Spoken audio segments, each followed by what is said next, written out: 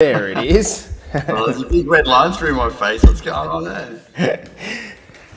How you feeling, mate? I feel good, dude. I had a nice swim this morning in the cold pool and work everything up. So yeah, it's good. I just got to keep moving. Ate a big bowl of oats and protein powder, so I'm going to give myself the best chance to regenerate the old muscles. So yeah, it's good, man. How you feeling? Yeah, a little bit sore. But we'll talk about that in this episode, I guess. Yeah. So good morning, guys. I hope you're having a beautiful start to today. We're going to do a joint podcast this morning. It seems like the right time to do that. So if you're coming into this one live, let us know that you're in here. And we're going to kick this one off in just 2 minutes. So how was your weekend, guys? That's what's most important. I do want to apologize to anyone that contacted the success team or individual coaches over the course of the weekend. We were just pretty much offline for obvious reasons, but we will get back to all of that over the course of today. Yeah. So, hello, Tez. How are you, my brother? Lovely to see you in here. Nicky boy, what's going on, buddy? Hello, Kenny. You little legend, mate. I hope you're well. Hello, good morning, Ash. I hope you're good. Tez says I'm out for an easy stomp. Hello, Dave. How are you, mate? Lozzie's in here as well. Good morning, Loz. Hello, Coach. How are you, mate? Good morning, Burns. How are you? Morning. Hope you rested after marathon. Yeah, might need more than an overnight rest, I reckon. Hello, Troy boy. How are you, legend? Guys, as you're coming in this one live, make sure you give us a howdy and a hi in the comments. And we're going to be starting this in 30 seconds. Hello, Jojo. What's going on, mate? Guys, did you have a good weekend? It was brutally hot here in the Australian East Coast. It's been so weird how it's gone from like just normal to like 35 degrees overnight and crazy. Hey, Kaylee, how are you, girl? Jen's in here as well. Good morning, Jen. Hey, Toddy, I hope you're well, brother. I'd love to be able to see you on Friday if you have a moment, Toddy. Be good to see you in there, brother. We're going to get together and have a beer on Friday afternoon if you're free. Hello, Amy. I hope you're good, mate. Thanks for coming in. Good morning, JC boy. Got a few Facebook dudes that I can't tell who it is, but that doesn't matter. Anyway, let's get stuck into another episode. We've got 25 people here watching on live, so that's beautiful. Let's go, guys, on the count of 5, 4, 3, 2, and 1. Welcome back to the Better Body Academy podcast. This is the podcast that you come to when you're sick of the dumb diets and unsustainable workout programs. Now, in today's episode, I've called upon the Oracle, Mr. George Clooney, better-looking brother, to come and talk to us about a little bit of a reflection on yesterday. Now, I didn't want this episode to just be this kind of self-indulgent talking about how good we are thing.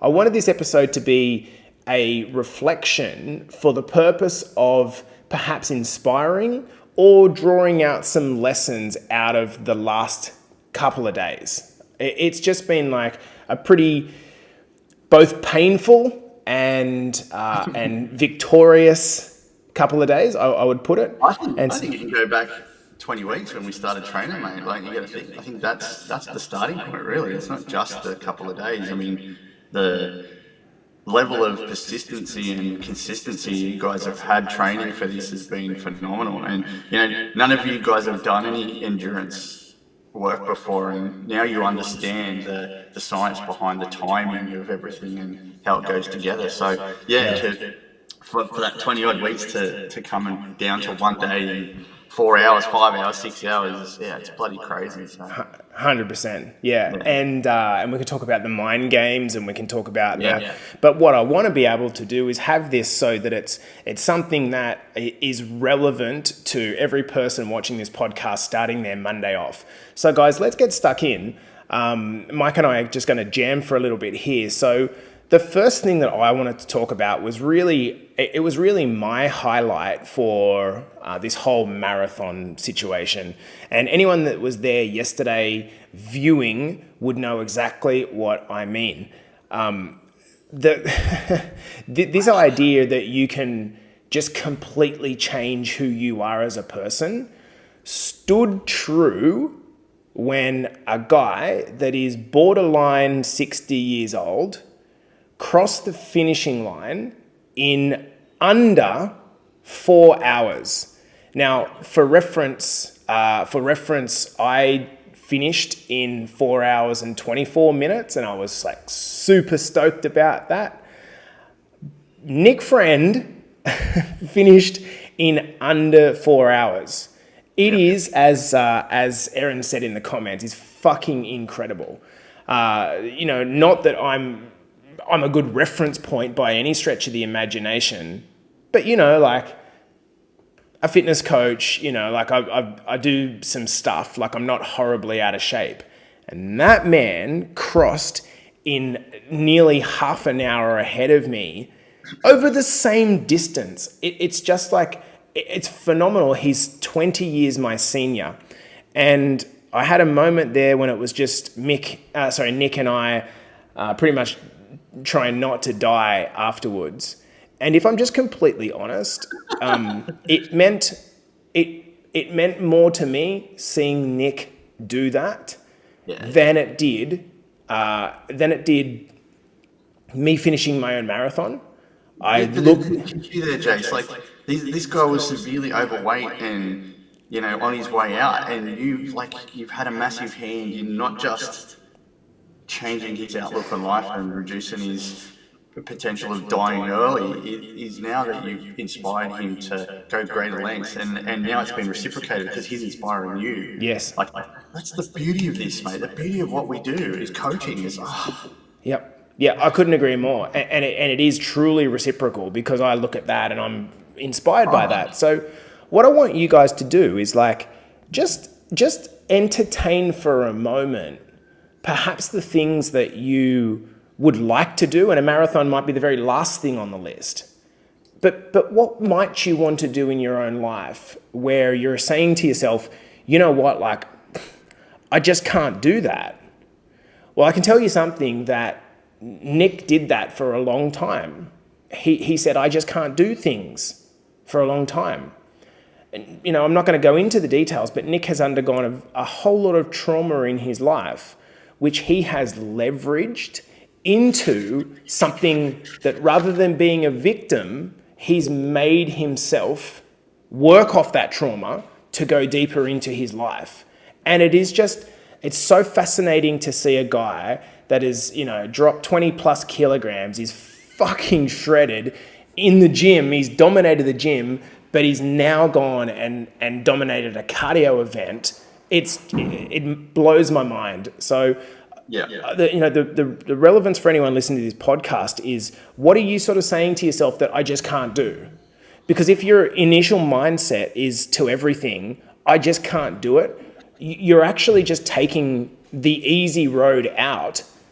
It's not, of course you can do it. You can absolutely do it. But by stating I can't do something, all you're actually doing is exonerating yourself from taking a responsibility about doing the work.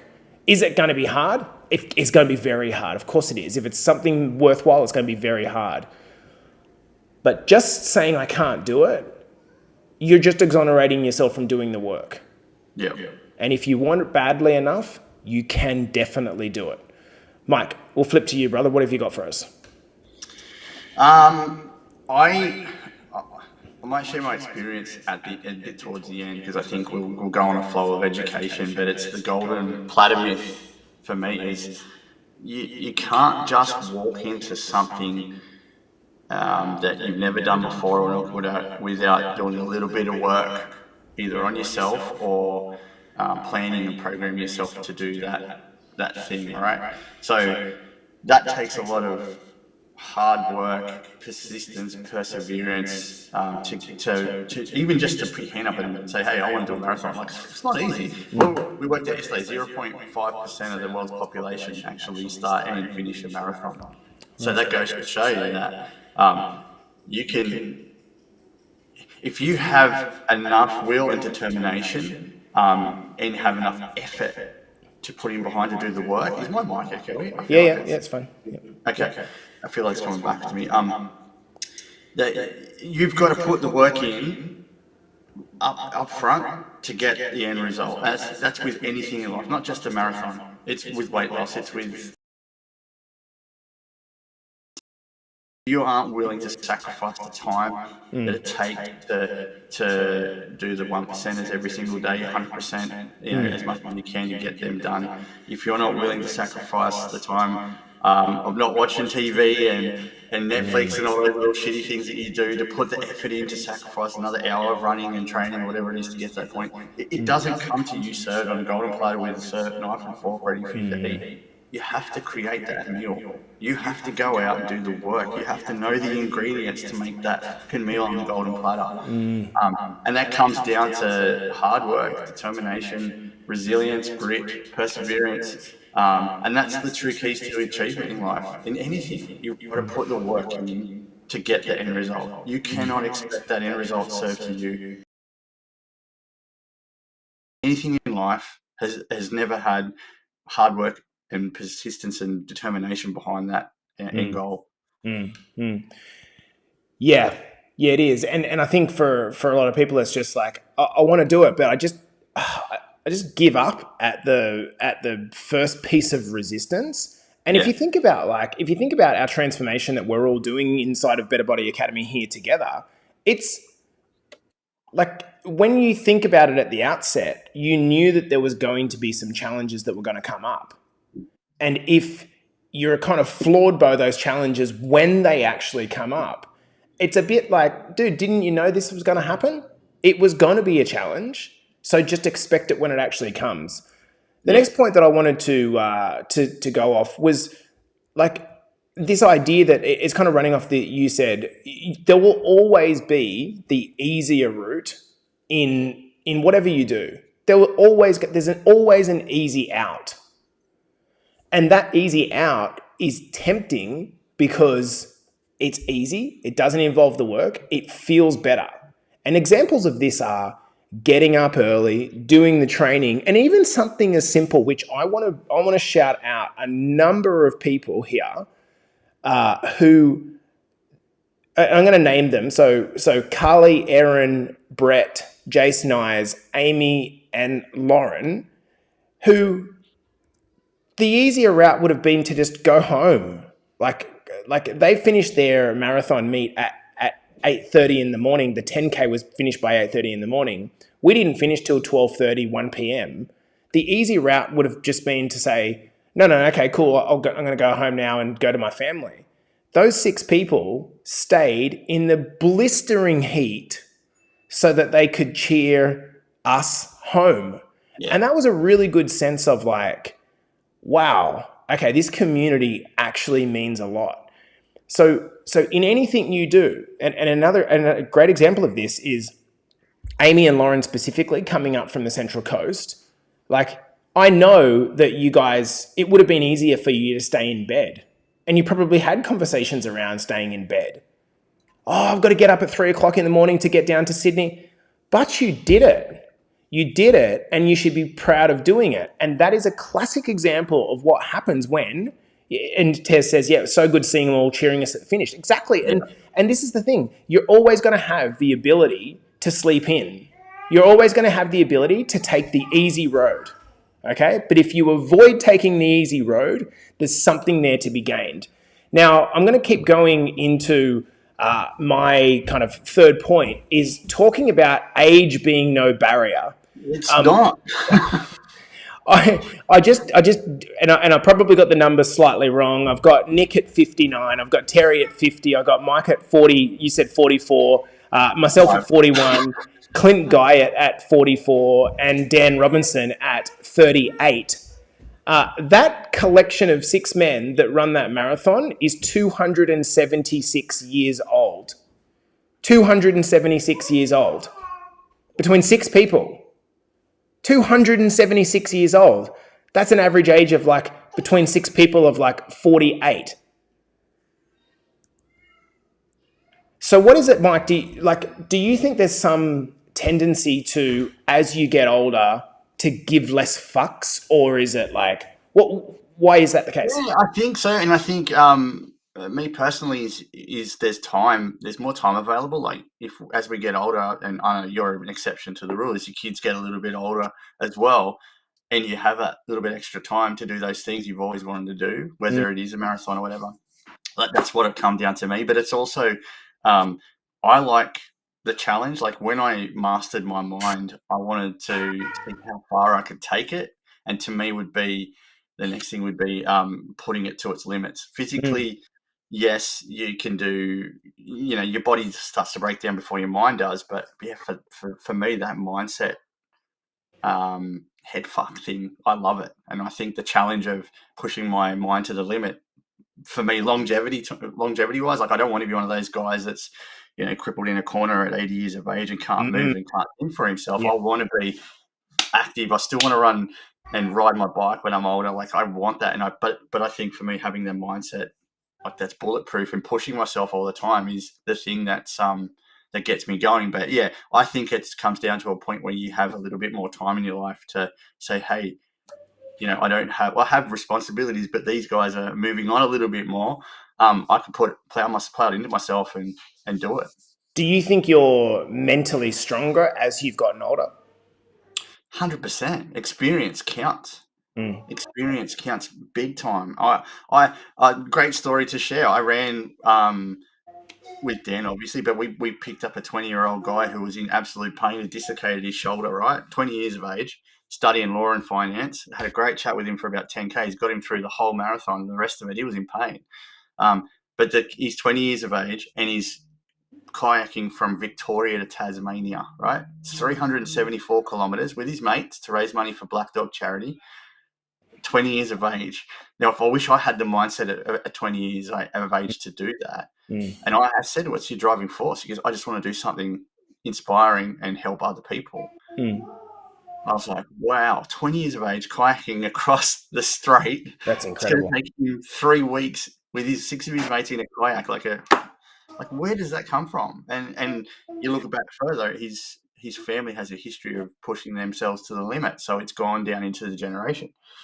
So if you are here, I don't know, I'm looking for a few names on this list, but if you are in I think the magic number's 40, right? I think there are a lot of people that the moment they hit 40, and maybe that's because I hit 40 recently, but it's almost like the moment you hit 40, you start to like think to yourself, well, I'm getting towards middle age, it's the beginning of the end, and it's a slow and gradual decline from here. Tracy said, it gives me goosebumps. Yeah, Trace. So here are the numbers: Nick 59, Terry 51, Mike 44, Jace 41, Clint 44, Dan Robinson 38. These aren't spring chickens. And so the idea that you're just gonna lay over and flip down and fucking die because you've hit your 40s or your 50s or your 60s for that matter, you don't have to do that. You do not have to do that. You can make a decision that, you know what, it's time for me to start living. Maybe Mike's got a good point here where the kids have got a little bit older, you have a little bit more available time potentially, and now this is your time to work on you. But I just put this call out to everyone that's just tucking themselves into a nice comfortable bed and thinking that is I just want to be comfortable. You do, but if you wonder why you're not happy, that's the reason why.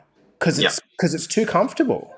It's pretty obvious that if you don't have the next thing that's challenging you that you're working on, and a lot of people in this academy they do so well at the start to lose some weight, to get themselves in a bit of good shape, lose 10 or 20 kilos. They do the hard work. The hard work is getting started. They do the hard work, but then it's kind of like, oh, job done. That's not the job done. Yeah. Just losing weight does fuck all, right? It's now, okay, now I have the ability to perhaps do stuff that I couldn't do. So to all of you that are going out and doing stomps on the weekend or going hiking or taking your kids to a bloody water park because you now can, that is incredible. Aaron says, good one. Comfort does not equal happiness. Look, No. here's the thing is the kind of life is riddled with cliches, and cliches are easy to say, but I don't think many people actually listen to the cliche. It's a cliche because it's been said so many Yeah. times. That's right. So many years. It loses its relevance. Like, Listen to it. Yeah. there is no I wake up this morning feeling proud and happy. As you should, dude, because again, we didn't want to make this about fluffing us up, but you did an exceptional thing yesterday. The best thing that you did is you're a man of your word, number one. But number two is you're an exceptional leader, and you led from the front. You didn't stop. You did the whole training sessions. You had 6 weeks where you were out with injury, and you didn't falter. And that's true leadership, and that has to be applauded, man. Yep, thank you, and I'm super proud. And the whole goal of this, guys, is that this is where a community can inspire each other. Yeah. Like, I'm not saying that a marathon is the be all end all by any chance, but if we can, as a group, right, we weed out the cancerous ones, the ones that want to fucking be negative, and you just go and find yourself a new place, right? Because we don't need you, to be honest, right? What we need is people here that want to challenge each other, that want to lift each other up. And if you're the type of person that kind of looks at people that are achieving, pushing themselves, and thinking to yourself, I bet they're gonna, I hope they fail. I hope they don't do it, because then that'll make me feel better. You've missed it. You've missed the point. Suze says, I'm 55. I used to think I had all the time in the world. Then suddenly, shit, I'm going to die unhappy. I need to change my life. You know what? You are doing it. And this is another point that I see constantly raised by people. They say, I'm trying to do it. I'm trying to. Suze, you already are. Yeah. You stop saying that you're trying to do it. You are, Suze. It's 6:30 in the morning and you're listening to a podcast about health and bettering yourself. You are doing that. You're not trying to do it. Stop saying I'm trying to do it. I'm trying to do the meal plan. I'm trying to. No, you're doing it. Mike, going to go to you for a final. Yeah, I want to just share my experience yesterday. Obviously, for me, I did a marathon 2 hours longer than I normally takes me to do a marathon, which was extremely hard. But I did it with a good close friend of both of ours, who was a client, and now obviously gone on his merry way. But Dan's, as we said, 38 years of age, and he's 125, 130 kilos in the shade, and has a history of mental health and also addiction problems, and the ups and downs and the trials and tribulations of running a marathon go hand in hand. You would know yourself. You go through some dark spots. You said to yourself yesterday, the 15K mark, you were ready to throw it in. Happens to me, and I've done a few of them. But it's how you talk yourself through it, right? For me, it's fuck off, Mick, don't be a dick. That's my go-to saying. But Dan was struggling a few times yesterday, and I know he didn't eat his breakfast. There's a few things that happened, but I had an opportunity to spend time with a human being that I admire a lot through what he's gone through in his past. But I taught him a way of using that anger, resentment, the pure hatred of himself from the past, to use that as fuel to drive him forward. Like, there was yesterday, he's like, fuck me, it's so hard. And I'm like, what's harder, this or having a coke addiction? What's harder, this or being a disappointment to your kids and your wife? What's harder, this or waking up in the morning knowing that you owe someone so much money because you're being stupid? What's fucking harder? Like, the realization of using anger as fuel, like, anger is energy, right? We just need to channel it somewhere more positive. And for us, guys, humans that are average Joes, like, use that anger to drive you to be a better human, better husband, partner, better dad, business owner, whatever it is that makes you happy in life. When you get to the dark spots, because they happen frequently, just make friends with the demons.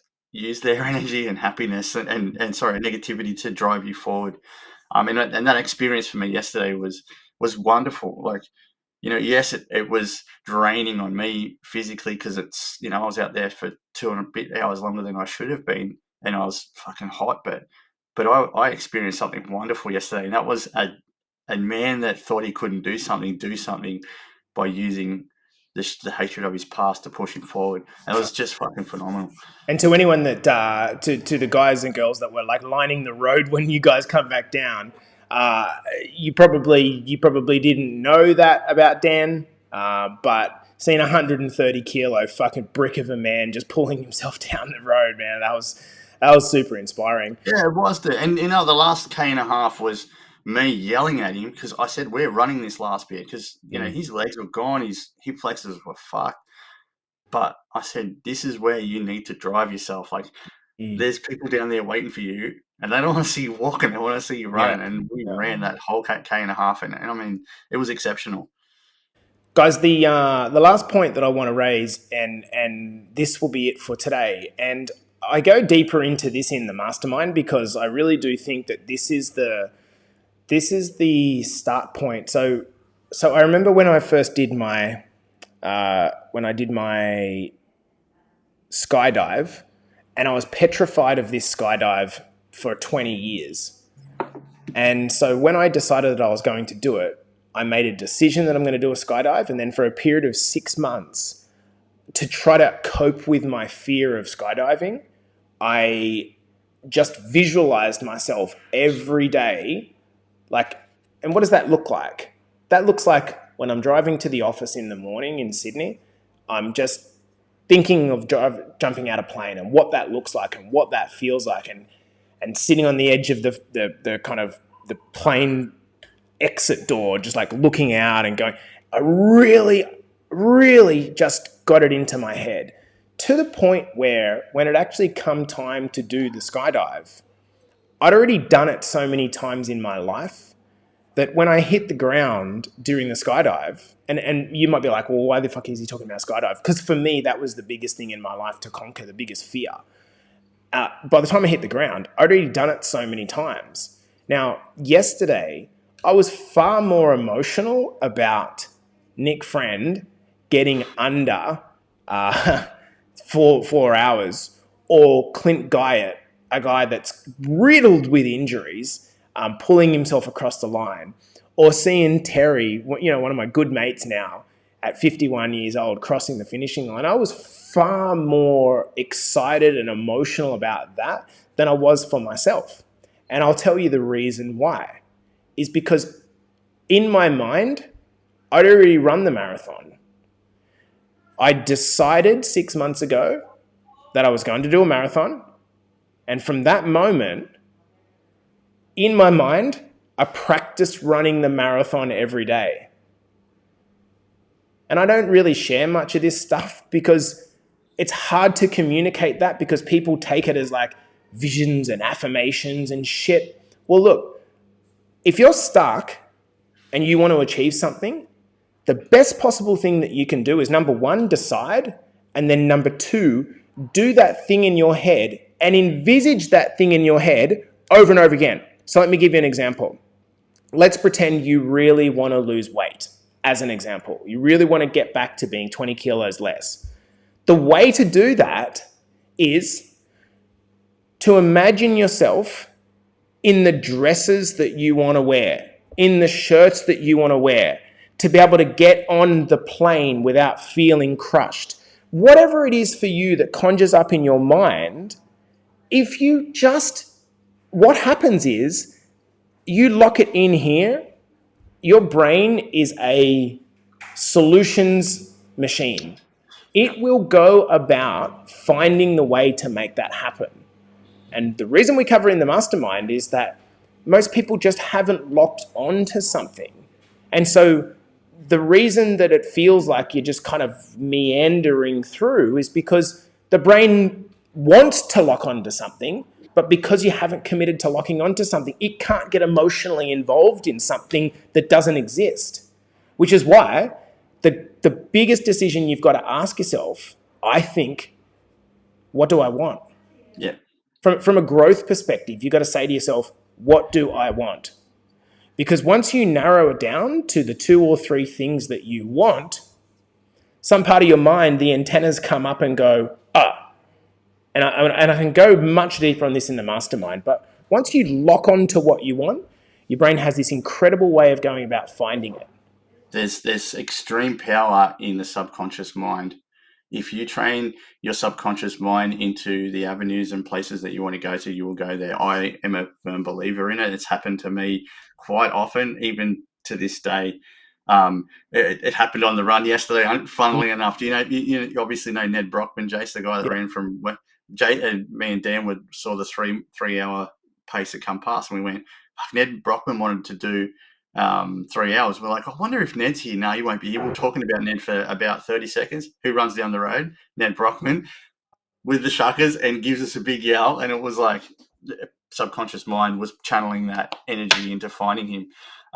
We tried it for you, but we couldn't find him. and like the thing, like people naturally, because they don't know how to reconcile what's going on there, they're like, what the fuck is happening here? Like, Yeah. once you get into and the whole law of attraction thing, Yeah. people see that as wishy-washy. But if you take away the kind of wishy-washy component of the law of attraction, the basics of the law of attraction is decide what you want and then get very emotionally involved with making it happen in your mind. The mind doesn't know the difference between the reality and the imagination of that happening. And Yeah. this is the goal. So for you guys, and we're going to talk about this in Mastermind, but just you've got to ask yourself, what do you want? If you're struggling to kind of feel like you're in any progress or growth phase at the moment, and Joe says manifest that shit, that's it. But even the word manifest, Joe, it's almost like, it just sounds a bit like witchery, like it's hard to. And if I'm a guy, like I'm a 50-year-old guy, I'm like, fucking manifest. Like, what is that? Dude, fuck off. Like, that would be my approach to that word, right? As a man, I want to know, stop the manifesting shit. I'm not going to look in the mirror and start manifesting. I want to know, how do I bring true the things in my life? And the way to do it is you have to decide what you want. And then you might be like, well, I don't know what I want. And that's cool. That's completely fine. That's completely fine. Now you have an understanding, you've got the awareness that part of the reason that you don't have what you want is because you haven't decided what you want, or haven't made room to decide what you want. Yeah. Decide what you want, the antennas go up, and you start moving towards that emotionally. And again, I can only say this from firsthand, is like that yesterday felt great to complete it, but I'd already done it a number of times, so I knew what it felt like, which is a strange thing to say. And this is what we can teach you in Mastermind. It's not when you have the power of the subconscious mind. It's not, because it's like the old saying, the perfect saying is practice makes permanent. Yeah. Right? Practice, it's not perfection. Practice makes permanent. If you're subconsciously training yourself, which is practice, to do that thing, it'll happen. Because your subconscious mind says, hey, I've done it 100 times. This is easy. I know what I need to do. Hey, I've got to this point where I'm going to give in.